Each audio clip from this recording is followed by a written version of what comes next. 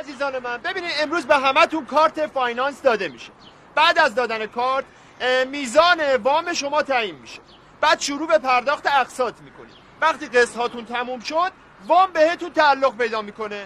اینو بهش میگن مدرن ترین سیستم وامدهی در دنیا. حالا هر کس که دوست داره ثبت نام کنه به آرامی تشریف ببره آنور میدان. آرام. چه کاری هم مگه مرض دارن اول پول بدن بعد وام بگیرن؟ توقی جان من برم اینا رو داشته باشم. برو اونجا صفا مرتب کن. بله قربان چشم.